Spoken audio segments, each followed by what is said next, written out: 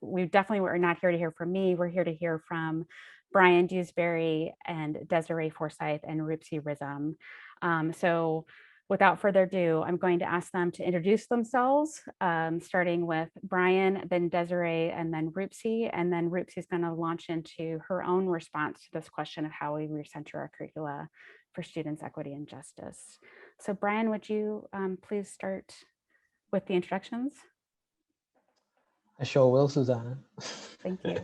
Good morning, everybody. Welcome back to day 2 of the Equity Institute. Always have a lot of fun with this group. My name is Bryan Dewsbury. As of yesterday, I am an associate professor of biology at Florida International University and also the associate director of the STEM Transformation Institute. Last week, I was a Rhode Island faculty member. So you're catching me in the middle of the transition, but it's a fun one. I'm just looking forward to do some more great work. Thanks so much. Desiree? Thanks, Bryan. Hi, everyone. My name is Desiree Forsythe. I am a PhD candidate at the University of Rhode Island, but I'm also staff in the computer science department. I'm their education outreach coordinator, and I help with a lot of their curriculum redesign and also teach a few courses myself. So that's me in a nutshell, at least. So I can pass it to Rupika. Hello, I'm Rupika Rsiam. I'm a chair of secondary and higher education, associate professor of education and English at Salem State University. And first of all, just thank you to Susanna for bringing us all together. It's been wonderful to meet and get to know my wonderful co-panelists. I want to talk today about the classroom, some of the classroom level dimensions of these questions of justice. And I want to begin by foregrounding what I'm going to say specifically about the classroom in a reminder that the university cannot be separated from its intimate relationship to racial capitalism and to settler colonialism. And there's been wonderful scholarship on this by people like Craig Wilder and Leslie Harris and Al Brophy, who've made this point that white supremacy is an essential part of academic institutions, as with all institutions in the US. And while there's often moves to sort of say this is a legacy of the past, I think we're all sort of coming to understand that these are in fact the university's present. And we see this in many ways, in the ways that universities continue to violate Indigenous communities' sovereignty, aren't working with Indigenous communities to understand how to repair these issues. Anti-Black racism continues to operate throughout our institutions. And one step further, academic institutions are actively propping up the prison industrial complex. And I mention this because my remarks today are going to focus on how do we move away from surveillance state or carceral approaches to pedagogy as an approach towards justice. So, we're working in these contexts where university endowments are invested in private prison officers, like Core Civic, which actually was co-founded with a partial investment from Vanderbilt University, though they've divested from it. 2/3 of colleges are collecting criminal record information on our students. People who are executives of these companies are holding places on university boards. Our universities contract for food to people like Sodexo and Aramark. And so our students are already stepping into these institutions that are implicated in the surveillance state. And the question for us is, what responsibilities do we have in our classrooms and in our pedagogies to model what abolition might look like in the university context? And there are many ways to talk about this, obviously divestment and institutional research initiatives, but I think there are things that we can specifically do and specifically avoid doing in the classroom that are critical moves. This is particularly crucial with digital technologies. I know that most of our faculty were probably teaching online. If you're at universities like mine, there's a lot of conversations about, what is the silver lining to the pandemic, or, how do we learn from this and think about how we can leverage digital technologies and online teaching in the future. But it's crucial to remember that the tools behind digital pedagogies are not neutral. And there's abundantly good scholarship on this by people like Sapia Noble and her book, Algorithms of Oppression, and Ruha Benjamin's Race After Technology, Abolitionist Tools for the New Jim Crow. So these critical frameworks that we can think about our pedagogical practices. And we need to think about how do we bring these perspectives into our own classrooms and resist the deployment of surveillance state pedagogies. And this is equally as important when we're teaching face-to-face, and certainly especially critical with digital pedagogies. We have to stop our colleagues from doing what Jeffrey Morrow has appropriately called cop shit. Morrow wrote his blog post about cop shit in February 2020, before the pivot to online teaching, and describes it as ed tech that tracks our students' every move, plagiarism detector software, militant tardy or absence policies, particularly ones that involve embarrassing our students, like locking them out of the classroom if they're late, and actually anything that involves rigor, grit, discipline, or actually calling cops on classrooms or calling ICE and reporting students' immigration statuses. It's important to think about the ways that surveillance state pedagogies that are proliferating in people's classrooms, whether they're face-to-face or online, are rooted in the white dominant settler colonial origins of the educational system of the global North. And I teach a class on culturally responsive teaching, where I have to push students to understand that the way classrooms work across education are culturally constructed, and they reflect particular values for creating a submissive citizenry that can be managed. So all of this talk about the learner's stance and how you should be sitting ready to learn, where learning means passive consumption of knowledge from a teacher expert. There's nothing universal about that. There's nothing natural about that. It's a strategic decision about managing and controlling people and reproducing the carceral state. And so I've come to this from the vantage point of someone who, since March 2020, worked with faculty members as they negotiated a move to online teaching. And what came out of these conversations was really a lot of insight around thinking through where we need to push our colleagues to move away from this idea that they can control a classroom or they can control students' experiences or students' learning. And so I just want to briefly hit on a couple points that are some are more relevant to online than others, but they're certainly, they speak to a kind of mentality about teaching that we need to move away from. The first is this sort of idea of needing to teach online classes exactly the way you teach face-to-face classes, because face-to-face classes are inherently more rigorous, and any kind of flexibility is a compromise of rigor, and students should just have some grit and work hard. This is a particularly challenging one for me because I work at a public regional university. My students are the frontline workers in a pandemic, and these sort of assumptions around what it means to work hard and what it means to work hard for a class are challenging ones. So this is a reminder that our students are not these sort of fictional ideal versions of who faculty think they were 20 years ago, but rather they are people, they're living lives, they have constraints on their lives, and we have to be responsive and work in the context of those constraints to find the ways to facilitate their learning. The second is the question of coverage. I must cover everything in my course. If I don't cover everything, then what's going to happen? And to which I say, do you really? And what's actually important here? This is an educational practice that really reflects a white dominant ideology about culture that presumes that something can be whole and complete. And if you come from a background, as I do, where, for example, the history of the cultures from which you come are fragmentary and the historical record is incomplete because of colonialism, you understand that coverage and wholeness is entirely a fiction in the first place. So I've tried to push my colleagues to move away from this, to think about backwards design, to think about how do we identify what do you want students to come out of the class being able to do?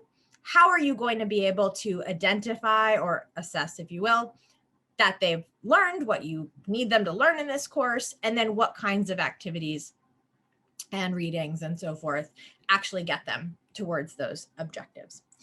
Then there's the sort of, this thing about the learner stance. My students should be, if you're online teaching, sitting at a table. They should not be sitting in a bed. They should not be doing anything that looks like they are doing anything but sitting with a straight spine, absorbing your wisdom. Again, this is about compliance and control and management, not about learning.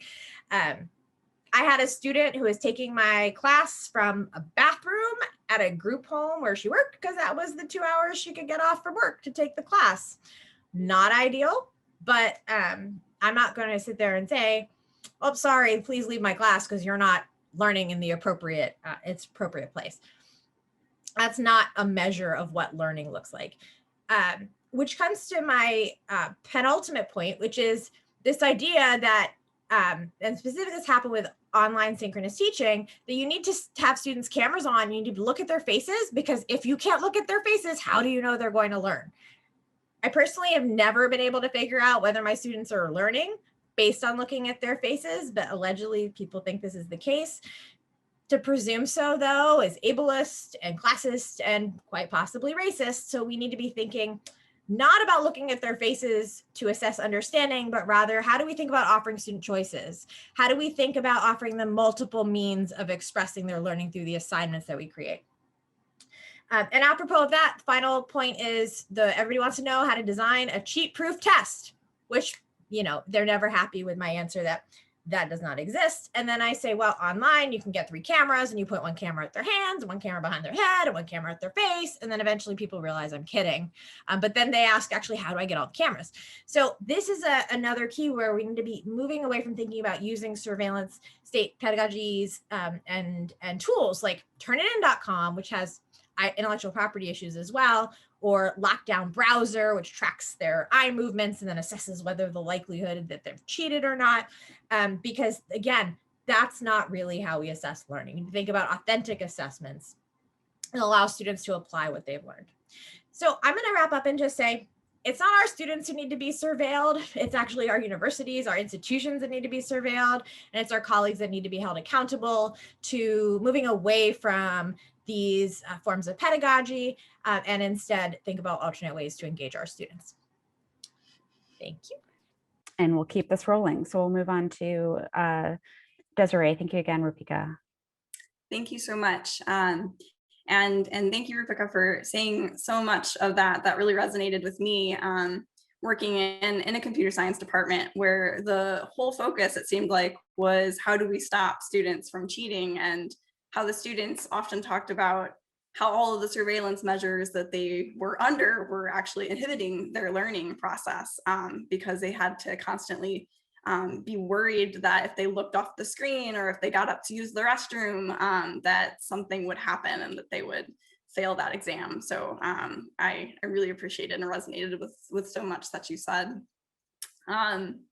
So my talk today focuses on providing tools to students to assist in the integration of their justice identity and the identity that is connected to their field or their discipline.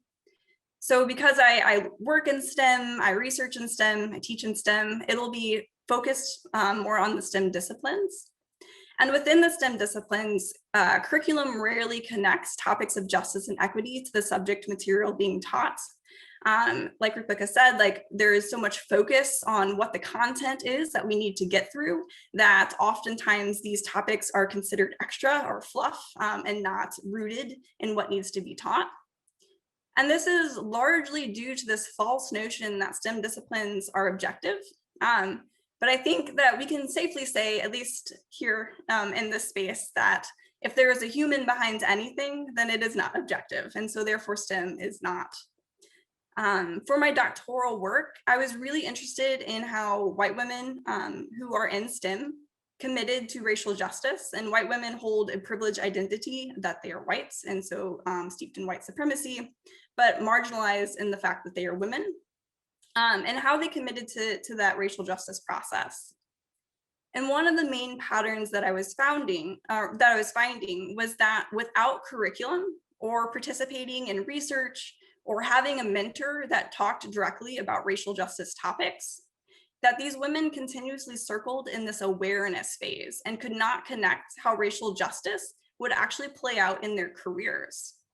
And this awareness phase looked like a lot of different things. So for example, when I would ask them, what are the things that you do? What are the actions that you take to commit to racial justice? A lot of the students would say things like, I read books, or I attend a workshop, or I talk with my friends. And while these are all very good things, they are not necessarily actionable things that can bring about change. When I would probe a little bit further and ask them, well, what do you do to commit to racial justice within your field? Students were struggling to answer that question. One of the best things about qualitative research is that not only do you get the answers, but you get the process. And students were becoming aware during this interview that they don't have the tools, that they were not taught or haven't thought about before connecting those two identities together. Some of my participants were really nervous with this sort of uncovering idea that was happening. And one of them explicitly said, and I have her quote here, I just have this nagging feeling that there's a problem with education. And like my textbooks are going to be geared towards medical problems and white people. So that's like an extra layer of discouragement. There are so many injustices in this field that it can be kind of discouraging to go into. I want to do this profession so much, but am I going to be part of the problem by doing it? And this was a young woman who was going into the medical profession. As I said before, I also teach in computer science, and I was finding that this phenomenon was also happening within my own classrooms. A lot of the students were having similar experiences. So my students who hold privileged identities, so I don't know if all of you know about computer science, but it's mostly white men, heterosexual, cisgender. So the students that were having those identities were abruptly coming to terms with the idea that technology is steeped in white supremacy and systemic oppression that cause real harm on individuals and communities, but we're also quickly overwhelmed on what to do with that information. Similarly, while my students who held marginalized identities were often relieved that these topics were being brought up in the classroom, they felt that they were gaining knowledge and awareness, but not really leaving with a lot of information about what to do about it. These experiences made me shift my teaching practices to at least attempt and to provide a foundation for students to become actionable in their chosen area of justice, because justice can look like a lot of different things in a lot of different areas, while simultaneously learning that content. This takes shape in a lot of different ways in my classroom, but some examples are teaching students the process of ethical thinking, so they can clearly understand their own values and how they approach that moral reasoning and that debate within themselves to other topics, but also understanding how others around them think. And I think it's really important to note that, again, while content is important, these kinds of conversations cannot be like just dove into. They have to have that foundation where we build that classroom culture where students can be vulnerable enough to share. And that takes work and that takes time to do, but it's so important to the learning of all students, regardless if you're talking about, quote unquote heated topics or not. So we spend a few days in the beginning of the semester co-facilitating the classroom ground rules, practicing and engaging in discussions around a wide variety of topics. I say sometimes low stakes topics, like we'll debate about what is your favorite movie, although sometimes that can go really heated and really fast, which is unpredictable, but things like that the students can practice with before getting into the heart of that curriculum. And again, this setup is essential for creating that classroom environment for students to engage and share their opinions and viewpoints. I also think it's really important, especially depending on the demographic of your classroom, but I hold a lot of, or I have a lot of students who hold those privileged identities, that I have to explicitly talk about how the marginalized students in the classroom are not there to be responsible for the teaching of those other students. We grow as a classroom culture together, and we share opinions and we talk, but it is not up to the students to represent their entire demographic in the questions that we hold. And so sometimes it has to be said multiple times, and students often do get into the rhythm of being able to call out, depending on the situation, the other students that are kind of faltering back to that notion. Once those ground rules are set, again, just to kind of give an example of how I approach this in the class, we look at ethical situations in various ways. One of the things that I have done that's been really helpful is that we all fill out a value sheet. So there's like 40 or 50 values, and students have to pick their top 5. And then we approach some sort of ethical decision or ethical thing that's happening in computer science, like facial surveillance or facial recognition technology. And we approach it with those values in mind. They do this anonymously, and so then I can collect them, swap them, and students have to reapproach that same ethical issue given their classmates' ethical value sheet. This is helpful not only for them to be practicing, approaching, using different ways of thinking, but it also lets them see that there are a wide variety of students in the classroom that hold different values. I also think it's really important to explore big picture and small picture changes when we're talking about how do we tackle white supremacy or other systemic oppressions in our society. And what I mean by that is I first encourage students to think about how they would approach a problem ignoring current societal structures. So what is this end goal thing that they hope that they can imagine or would want society to be in 100, 200 years? And then we kind of walk back as a group thinking about those steps, those actionable changes that we would have to take as a society to get there. And of course, there are different end goals for different students. And so we kind of tackle this from multiple different directions. And this walk back process allows them to have a goal on where they wish to go, but also provides them those smaller actionable changes. And those can look really different for different students. So some students want to focus on accessibility. And so they can imagine a world where everything is accessible and what that might look like. But then they can leave the classroom and have tool set to go make their website, because all the computer science students have a website, but they can go and make their website more accessible.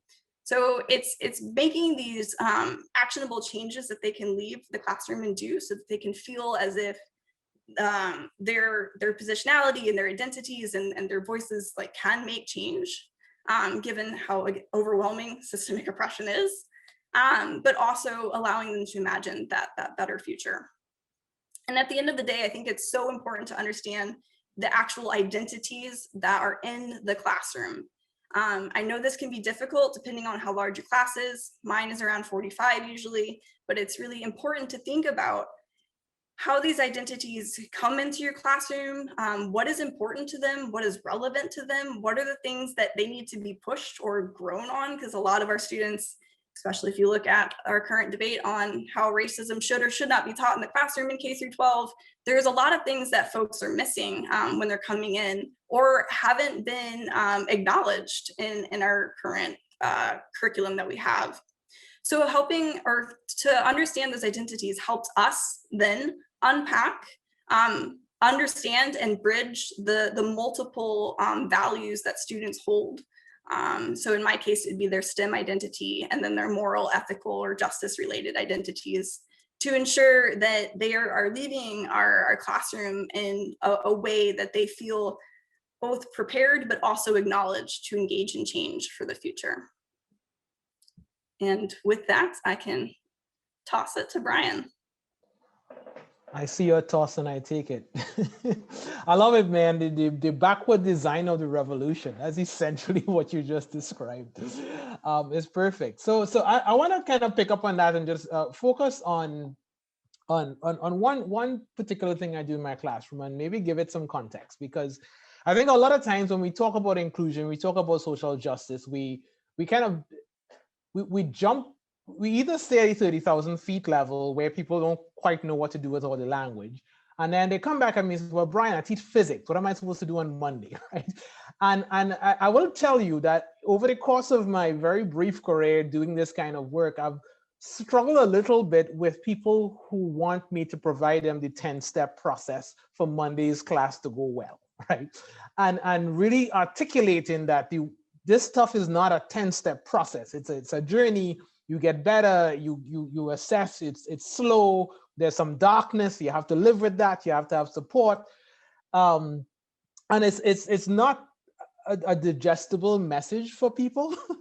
But I understand it and I respect and try to honor that. So in discussions about inclusive teaching, a lot of times begin with the, I will add a module about Henrietta Lacks in my bio class. I will spend 2 days talking about the Tuskegee study. I will include more minoritized identities on my slides. And I think all of those things are fine, right? Let me put this on record. Bryan is not saying those are bad ideas, but I'm saying that true inclusion is way more than that. It's way more than that, right? The evolution of how we think about teaching has changed. And I hope people really understand that language shift. 10, 20 years ago, 30 years ago, it was all about what you wanted students to know. When the active learning mafia came around, I call them that, but I do active learning. It turned into what we want students to do. True inclusive teaching is really asking, who do we want our students to become? So you are shifting your teaching focus from revolving around content, even if actively delivered in an exciting way with all the clickers in the world. And you're thinking about the cultivation of the individual in front of you, as well as yourself. There's a humanism that's embedded in the process that often gets ignored if everything is revolved around content. Here's why this is important. And I'm going to describe this particularly from a STEM lens. I also do the story of Henrietta Lacks in my class. But here's the thing. Everybody focuses on the fact that she was a third-generation slave and she was a poor Black woman, and Johns Hopkins was the only university that would actually treat people of color. The thing that sticks with me was when Dr. Otto Gay took her cells. He didn't even think it was a thing. Like it wasn't sneakily done. It wasn't done at the dead of night. It wasn't, done. It wasn't illegal. It was done because she had no agency. And this only became a story when researchers a few decades ago contacted the family to get some more history. Nobody thought anything of it. When Maurice Wilkins took Rosalind Franklin's data and gave it to Watson and Crick, he didn't think it was a thing. She was only mentioned as contributing to the process of DNA discovery after her death. So one of the messages from these stories, yes, there is a very explicit racism, but there is the fact that the practice of science, and frankly, any discipline, was subservient to the racial norms of the day. We didn't, Henrietta Lacks wasn't unique to science, but that's an example of when those norms are set, everybody abides by it. So in my science classroom, I'm looking at 155 bio students. They may go on to be doctors, researchers, lawyers, maybe not even a science major. But I'm thinking that, yes, I do want you to be content experts. But your content expertise is of no value if you don't know how to respectfully engage humanity, especially people who are different from yourself. So the A is fine. If you could, recite all the amino acids, good for you. But what matters to me more is that you had real formative experiences in my classroom, critically engaging with difference. So what most people call group work, yes, I have groups, but we call it opportunities for dialogue. And we call it that because that's exactly what it is. We are a biology class, but we will not outsource questions of racism and social justice to the MLK breakfast. We won't wait till Hispanic Heritage Month for these things to come up, because these are human issues. They're not student affairs issues. They're not res life issues. They're not, when it's time to celebrate somebody's heritage issue, please celebrate. Don't stop it. The food's great. But I'm thinking of that student who's going to grow up and go into that lab and work with other grad students who are different. I'm thinking of that person who'll be in a faculty meeting. I'm thinking of that doctor who, well, hopefully there will not be another pandemic, but who treat patients and have to understand their social context as a key part of that approach. And so as much as I want them to develop the technical expertise, I want them to be humanists as well. So they're in groups, but what's their group assignment? They write consensus essays about the Henrietta Lacks story.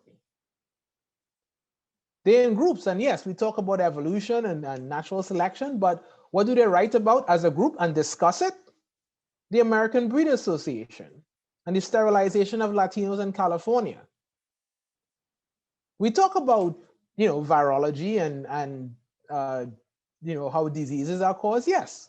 But as a group, they discuss the Tuskegee study. They discuss the Black doctors who were part of the study group. We take it on, head on. And we give them a formative structure to have that conversation. And we go through a difficult dialogue process. It's called shared guideposts on how to disagree, fiercely disagree, but still respect their humanity. This is an intro bio class, my friends, I'm talking about. 155 of them. And that's what we do. That's how we make sure that things like social justice and class and racism are not external to the learning process in science. They are very much a part of it and just as important as any other piece of the curriculum. And yes, Rupsi, that means some of that content stuff has to go. We cut 45% of the content we met, but still was able to show that the students taking our particular section were scoring a grade and a half higher than students in comparable sections where they were trying to force feed those 50 chapters. Why? Because if you cultivate the mind and the confidence and the spirit, they could do that stuff on their own, man. They don't need you to tell them to do the bullet point. They don't need that. They need the mind to develop. So I'll stop there. Thanks for your time. Looking forward to some great questions.